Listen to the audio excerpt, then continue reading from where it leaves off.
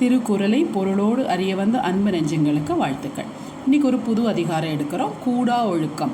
கூடா ஒழுக்கம்னா என்ன அர்த்தம்னா, நம்ம ஒழுக்கமாக இருக்கோம் அப்படின்னு வெளியில் காட்டிக்கிறது, ஆனால் மனசுக்குள்ளார பயங்கர அழுக்கும் வஞ்சனையுமாக உள்ளே இருக்கிறது. உள்ளொன்று வைத்து புறமொன்று பேசுதல்னு சொல்கிறோம் இல்லையா, அந்த மாதிரி கேரக்டர்ஸ். அப்படி இருந்தால் தவறு, அதுக்கு என்னென்னலாம் செய்யணுங்கிறத நமக்கு காமிக்க போகிறார். குறள் எண் 271. வஞ்ச மனத்தான் படிச்சொழுக்கம் பூதங்கள் ஐந்தும் அகத்தே நகும்.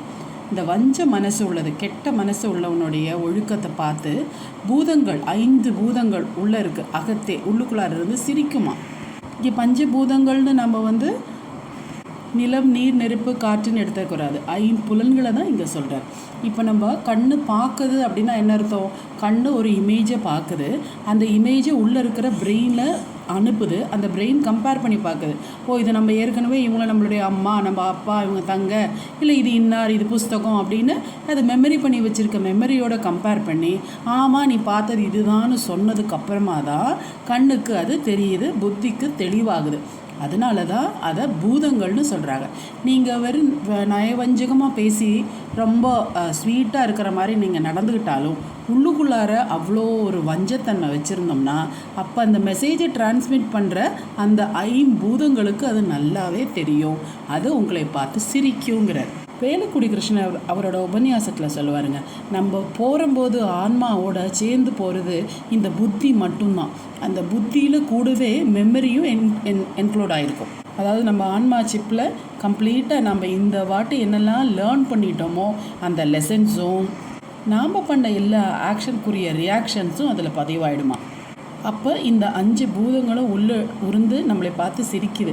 நீ இந்த மாதிரி நடிக்கிறியே, இதனால் வரக்கூடிய கெட்டதெல்லாம் எவ்வளோ இருக்குங்கிறது உனக்கு தெரிஞ்சும் இப்படி பண்ணுறியே அப்படின்னு சிரிக்கிறான். குறள் எண் 272. வானுயர் தோற்றம் எவன் செய்யும் தன் அஞ்சம் தான் அறி குற்றப்படின். வானுயர்ந்து அப்படியே ரொம்ப ஹைட்டான அளவுக்கு அவனோட இமேஜ் நம்ம பாகுபலிக்கு காமிக்கிறாங்க பாருங்கள், அது மாதிரி நமக்கு பின்னாடி அவ்வளோ பெரிய இமேஜ் இருந்தாலும் என்ன செய்யும்? தன் நெஞ்சம், நம்முடைய நெஞ்சுக்குள்ளார அந்த குற்றம் தெரிஞ்சிருக்குதுன்னா அதுதானே நம்மளை கொடுமையாக படுத்தும். உதாரணத்துக்கு நம்ம ஒரு ஆளை ரொம்ப பிரமாதமாக ப்ரைஸ் பண்ணுறோம், அவங்க ரொம்ப பணக்காரங்க, அவ்வளோ நல்லா இருக்காங்கன்னு. ஆனால் ஒரு வேளை அந்த ஆள் பணத்தையே தப்பான வழியில் சம்பாதிச்சான்னு வச்சுக்கோங்க, அப்போ அவனோட மனசுக்குள்ளார அது தெரியும் இல்லையா, அவனால் ராத்திரி நிம்மதியாக தூங்க முடியுமா? அந்த குற்றம் அவனை போட்டு வருத்திக்கிட்டே தான் இருக்கும். இந்த நிறைய பேர் காப்பி பண்ணி ரொம்ப பெருசாகிறாங்க பாருங்கள். ஒருத்தர் சொன்னோடதை அவங்களோடதுன்னு நினச்சி அவங்களோடது மாதிரி போட்டு பிரபலமானவங்க எத்தனையோ பேர் இருக்காங்க. அவங்களுக்கெல்லாம் என்ன செய்யும்? அவங்களுடைய நெஞ்சமே அவங்களுடைய குற்றத்தை சொல்லிக்கிட்டே இருக்கும். அதுதானே மனசாட்சின்னு நம்ம சொல்கிறோம். அதனால் நம்ம நெஞ்சுக்கு அது தவறுன்னு தெரிஞ்சதுன்னா அதை செய்யாமல் இருக்கணும். குறள் எண் 273 இது இன்னும் தெளிவாக சொல்கிறார். வலியின் நிலையான் வல்லுருவம் பெற்ற புலியின் தோல் போர்த்து மெய்ந்தற்று. வலியில் வலிமையே இல்லாமல், மனசு உரமே இல்லாமல் இருக்கிற அவனுடைய வல்லுருவம், ரொம்ப பிரமாதமான உருவம், அதாவது உடம்புல அவனுக்கு எந்த விதமான உடம்பு மனசில் வலிமையே இல்லை, ஸ்ட்ரென்த்தே இல்லை, ஆனால் இருக்கிற மாதிரி காட்டிக்கிறான். புலியின் தோல் போர்த்து மெய்ந்தற்று. புலியோட தோலை போத்திக்கிட்டு புல் சாப்பிட்ற மாதிரி, பசிச்சாலும் புல்லை தின்னாத புலி அப்படின்னு சொல்கிறோம் இல்லையா. இதனால் என்ன செய்கிறான்? புலியோட தோல் போரி, அதாவது வெளியில் அந்த மாதிரி காட்டிக்கிட்டு உள்ளுக்குள்ளார புல்லை சாப்பிட்றான். இந்த நம்ம போலி சாமியார்களெல்லாம் நல்லாவே சாடுறாரு, கேலியாக பேசுகிறாரு. எனக்கு முடியலங்கிறத ஒத்துக்கிறதுக்கும் ஒரு வலிமை வேணுங்க.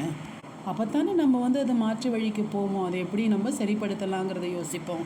எத்தனை நாளைக்கு இந்த வேடம் தான் நமக்கு கை கொடுக்கும்? அந்த நீல சாயம் வெளுத்து போச்சு டும் டும் டும்னு கதை கேட்டிருக்கோம் இல்லையா, நரிக்கு நீல சாயம் விழுந்த கதை. அது மாதிரி இவங்க புலி தோலை போத்திக்கிட்டு உட்காந்துருந்தாலும் கொஞ்ச காலத்துக்கு தான், மின்மினி பூச்சி மாதிரி தான் அவங்களால ஏமாற்ற முடியும், தொடர்ந்து ஏமாற்ற முடியாது, மாட்டிக்குவாங்க. குறள் எண் 274. தவம் மறைந்து அல்லவை செய்தல் புதல் மறைந்து வேடுவன் புல் சிமிழ்ந்தற்று அப்படிங்கிறார். அதாவது இதுலேயும் தவம் மறைந்து அல்லவை செய்தல், நீ தான் தவமான ஆள் அப்படின்னு சொல்லிக்கிட்டு செய்கிறது கூடாத செய்கிறதெல்லாம் புதல் மறைந்து, ஒரு புதருக்கு பின்னாடி மறைஞ்சிக்கிட்டு ஒரு வேடுவன் என்ன செய்கிறான்? புல் பறவையை அடிக்கிறான், கொல்றான். இந்த மறைந்து நின்று கொள்றான் இல்லையா, நயவஞ்சகத்தனம் அது மாதிரி இருக்குது அப்படின்னு சாடுறாரு. தைரியம் இல்லாத கோழையே ஏண்டா அப்படி செய்கிற அப்படின்னு கேட்குறாரு. குறள் எண் 275. பற்றற்றேன் என்பார் படிச்சொழுகம் எற்றென்று ஏதும் பலவும் தரும் அப்படிங்கிறார். பற்றற்ற எங்களுக்கு எனக்கு எந்த பற்றுமே இல்லை, எனக்கு வந்து இன்பமும் இல்லை துன்பமும் இல்லை ஆசையும் இல்லை அப்படிங்கிற மாதிரி ஜாலியாக நான் வந்து நடுநிலைமை எனக்கு எல்லாமே ஒன்று தான் அப்படின்னு வாயளவு சொல்லிட்டு என்பார் படிற்றொழுகம். அவருடைய அந்த மாற்று ஒழுகம் கூடா ஒழுக்கம் எற்றென்று ஐயோ என்ன செஞ்சேன் அப்படின்னு தெரியலையே, ஏதும் பலவும் தரும் அப்படின்னு புலம்புற அளவுக்கு துன்பத்தை தந்துருமா. அது நீ வேறு எந்த துன்பமும் வேறு எந்த தீமையும் நீ செய்யணுங்கிற அவசியமே இல்லை, பொய்யா இந்த மாதிரி நான் வந்து பற்றில்லாமல் இருக்கேன் அப்படின்னு சொல்லிட்டு தெரிஞ்சாவே உனக்கு கண்டிப்பாக என்ன செஞ்சேன்னு தெரியாத புலம்புற அளவுக்கு துன்பம் வந்து சேர்ந்துருமா. அடுத்து குறள் எண் 276. நெஞ்சின் துறவார் துறந்தார் போல் வஞ்சித்து வாழ்வாரின் வன்கணார் இல் அப்படிங்கிறார்.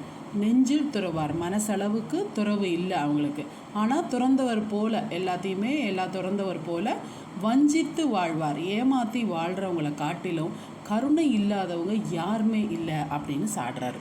குறள் எண் 277. புறங்குன்றி கண்டன் அணையரேனும் அகங்குன்றி மூக்கிற்கரியார் உடைத்து.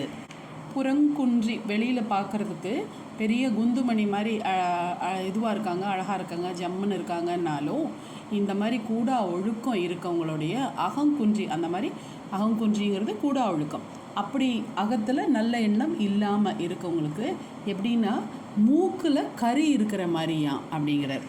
ஒரு மனுஷனுக்கு மூக்கில் கறி எப்போங்க போடுவாங்க, அவமானப்படுத்துகிற போது தானே, அந்த மாதிரி அவமானங்கள் வந்து சேரும்னு சிரிக்கிறார். குறள் எண் 278. மனைத்து மாசாக மாண்டார் நீராடி மறைந்தொழுகு மாந்தர் பலர். மனத்தில் மாசு, உள்ளத்துக்குள்ளார ரொம்ப அழுக்கு இருக்கிறவங்க குளிச்சுட்டு நல்லா குளிச்சுட்டு நம்ம பியூட்டிஃபுல்லாக ட்ரெஸ் பண்ணி மறைந்தொழுகுதல், நான் ரொம்ப நல்லா சுத்தமாக அகமும் புறமும் சுத்தமாக இருக்கிற மாதிரி மாந்தார் உலகத்தில் மனுஷங்க நிறைய பேர் இருக்காங்க அப்படின்னு சொல்கிறார்.